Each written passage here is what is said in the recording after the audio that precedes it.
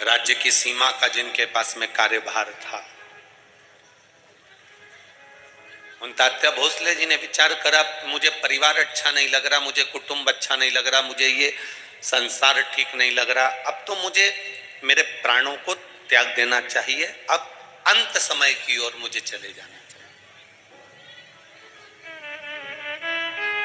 ठोकर लगने के बाद में, चोट लगने के बाद में, जगत के लोग जब आपको ताना दे देते हैं, जब गाली दे देते हैं, अपशब्द कह देते हैं, आड़ा टेढ़ा कह देते हैं, अपशब्द पर अपशब्द कह देते हैं, तब ये मन क्षुब्ध हो जाता है, फिर ये मन कहीं लगता ही नहीं।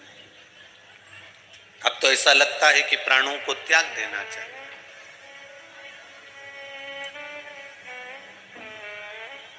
और फिर निवेदन करेंगे जो पहले कथा में कहा, फिर कहते हैं,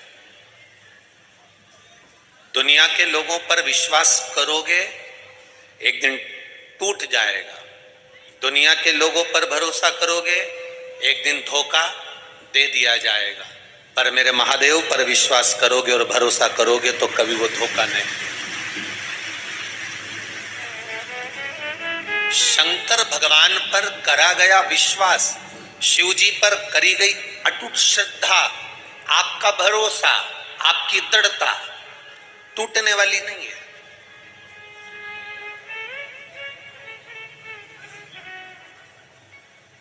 अब आप लोग इतनी संख्या में, रात्रि को 3 बजे से सुबह 8 बजे कथा है, तो 3 बजे रात से आप लोग आके बैठे हुए हो, जगह संभाल रहे हो, बैठने की व्यवस्था देख रहे हो, ये सब चीज आप ध्यान में लिए हुए हो कि मुझे 3 बजे रात से अपने अपने घर से निकले होगे, काम करा होगा।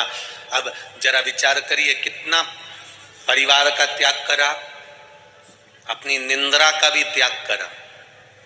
नहीं तो तुम सुबह 7 बजे से पहले नहीं उठो, सुबह 7 बजे से पहले नहीं उठो। और वो तो कोई विशेष अगर घर में शादी हो, फंक्शन हो, तो तुम भले 6-5 बजे उठ जाओ, तो भी घर में भी कार्यक्रम होना, तो तुम 6:30 के पहले तो जगो ही नहीं।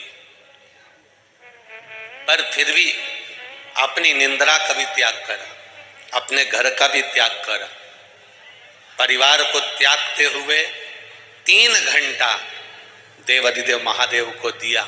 जब आप अपनी निंद्रा का त्याग कर सकते हो, अपने घर का त्याग कर सकते हो और कथा स्थल तक पहुंच सकते हो, तो वो भी कैलाश का त्याग कर कर, काशी का त्याग कर कर आपके पास आ सकता है, ये निश्चित। उसका भरोसा, उसकी दृढ़ता, उसका विश्वास, बस ये मूल। और आपका भरोसा जब दृढ़ हो जाएगा, आपका विश्वास जब दृढ़ हो जाएगा, तो उससे मिलन निश्चित है।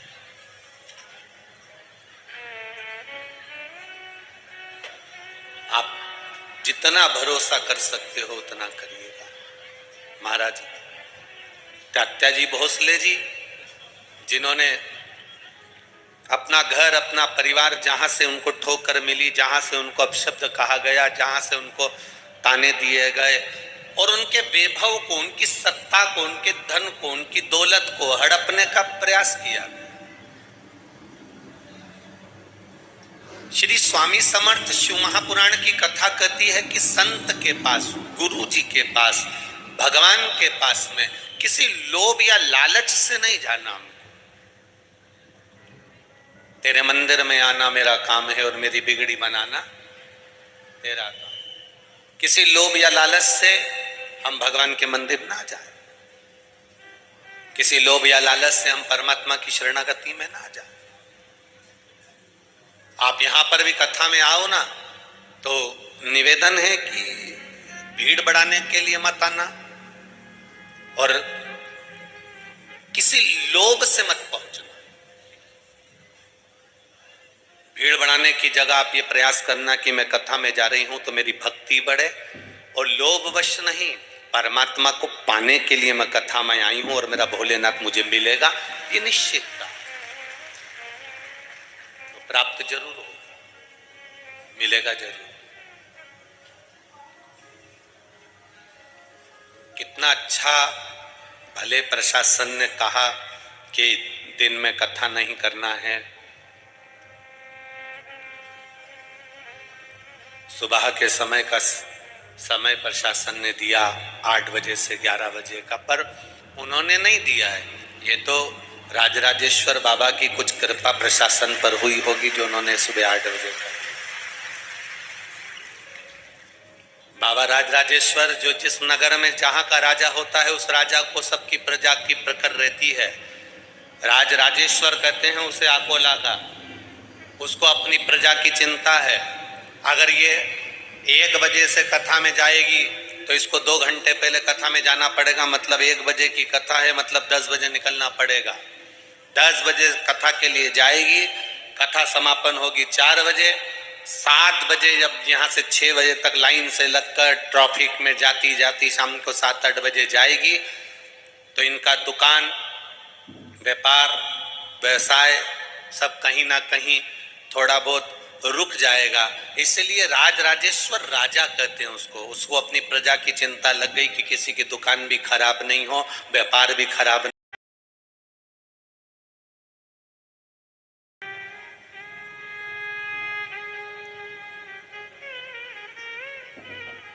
रामकृष्ण परमहंस जी और स्वामी विवेकानंद जी का चरित्र याद आ गया, जो वृंदावन की धरा पर सिर के बल उतरे थे। और किसी ने प्रश्न कर लिया था रामकृष्ण परमहंस जी से कि भगवान की बंसी में ऐसा क्या है जो लोग पूरी रात भगवान की बंसी का इंतजार करते थे और भगवान के साथ रास करते थे। रामकृष्ण परमहंस जी ने कहा, रात को सुबह ब्रह्म मुहूर्त में 4 बजे बताऊंगा। आधी रात को 1 बजे से वहां भीड़ लग गई यमुना जी के घाट पर, रामकृष्ण परमहंस जी नहीं आए। भीड़ लगी लगी लगी लगी लगी लगी 1 बजे से लेकर सुबह 5 बजे तक लोग इकट्ठे हो गए, लाखों की जनता इकट्ठी हो गई कि आखिर भगवान की बंसी में ऐसा क्या है जो गोपियां सुध फूल कर चली जाती थी आधी रात को। सुबह 6 बजे रामकृष्ण परमहंस जी आए और सारे लोगों ने, लाखों लोगों ने पूछा कि भगवान की बंसी में ऐसा क्या है जो गोपियां आधी रात को सुध भूल कर आ जाती थी। रामकृष्ण परमहंस जी ने कहा, वो बंसी में क्या है मुझे नहीं मालूम, पर आज भी उस बंसी में दम तो है, इसलिए रात को 3 बजे से लेकर 6 बजे तक तुम यहां बैठे हो। हम भी नहीं जानते कि शिव महापुराण में क्या है, हम भी नहीं जानते कि भगवान के शंकर के नाम उच्चारण में क्या है, हम भी नहीं जानते कि शिव तत्व में क्या है, पर इतना जरूर जानते हैं कि शंकर की भक्ति में कुछ तो है जो रात को 3 बजे से आप भी यहां इंतजार कर रहे हैं। शिव महापुराण एक दृढ़ता के साथ, एक भरोसे के साथ, एक विश्वास के साथ।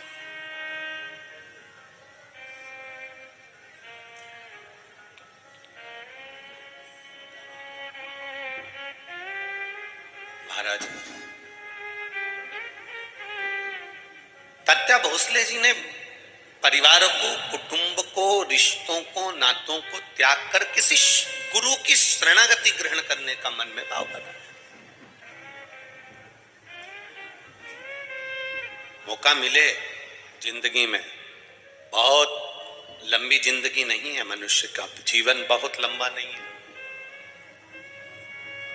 पहले तो गारंटी भी थी कि ये 100 साल जी जाएगा, अभी तो किसी की गारंटी भी नहीं कि 100 वर्ष तक जी जाएगा। किसका भरोसा? एक क्षण का भरोसा नहीं मानव देह का, कब प्राण छूट जाए, कब जाना पड़ जाए, कब इन प्राण के पखेरु उड़ जाएं, इसका किसको अंदाजा, इसका किसको ज्ञान? हम होए, आप होए, चाहे दुनिया का कोई व्यक्ति हो, कितना बड़ा भी वो भाग्य का वक्ता क्यों ना हो, कितना बड़ा भी वो भविष्य का वक्ता क्यों ना हो, पर मृत्यु पर उसका कोई कमांड नहीं हो सकता। मृत्यु सत्य है, इसलिए कहा जाता है राम नाम सत्य। मृत्यु की सत्यता है, उसको कोई नकार नहीं सकता। और जब मृत्यु सत्य है तो उसका विचरण, उसका विचार करना, उसका चिंतन करना तात्या भोसले जी ने विचार करा कि अब मुझे यहाँ पर परिवार में, नातों में, रिश्तों में, कुटुंब में, कबीले में नहीं रहना, अब मुझे छोड़कर भगवान की भक्ति की ओर अग्रसर होना।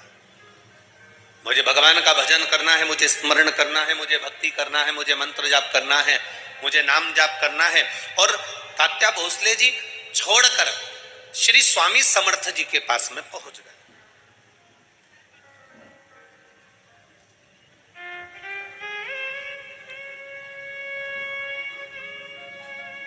और वो स्वामी समर्थ,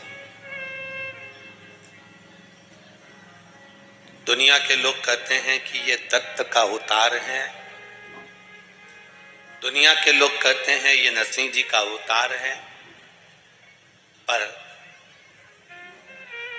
कभी आपने अगर श्री स्वामी समर्थ जी का दर्शन किया हो तो उनके गले में एक रुद्राक्ष, अंतिम समय तक प्राण छोड़ने के कुछ देर पहले उन्होंने अपना रुद्राक्ष उतार कर अपने भक्त को दे दिया था।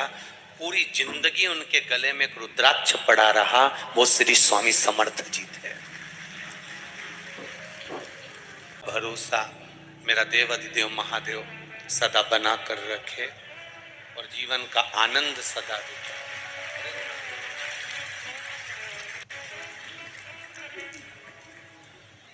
मूल है, रामचरितमानस में कहा गया, शंकर विश्वास रूपिण। महाराष्ट्र की यह पावन धरा, राजराजेश्वर की यह पुण्यमय भूमि, आनंदमय भूमि पर जो कथा मिली है, ये कथा विश्वास की है। श्री स्वामी समर्थ शिव महापुराण की कथा आकोला वालों को मिली है। समर्थ का मतलब ही सामर्थ्यता से होता है। समर्थ का मतलब ही होता है कि जिसके पास में कोई कमी ना हो, वो सामर्थ्यवान, स्वयं में समर्थता है उसमें।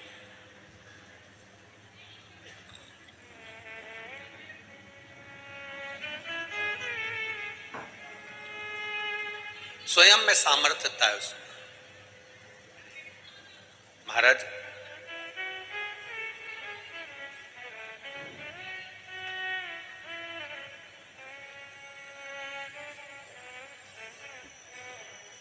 जब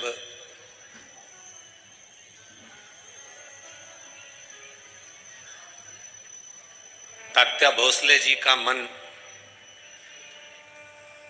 परिवार से, घर से, कुटुंब से जब समाप्त हो गया,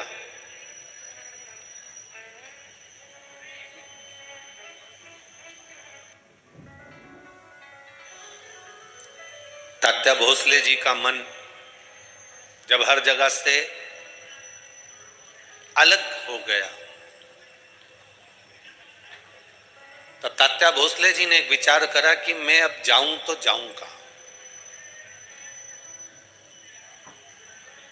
जिसको परिवार से धक्का मिल जाता है, कुटुंब से धक्का मिल जाता है, जिसको हर जगह से चोट दे दी जाती है, हर जगह से धक्का दे दिया जाता है, हर जगह से उसको धकेल दिया जाता है, ठोकर लगा दी जाती है, हर जगह से जब वो ठोकर खा लेता है तो फिर वो किसी न किसी सद्गुरु की शरण में चले जाता है, किसी न किसी गुरु की शरण में पहुंच जाता है।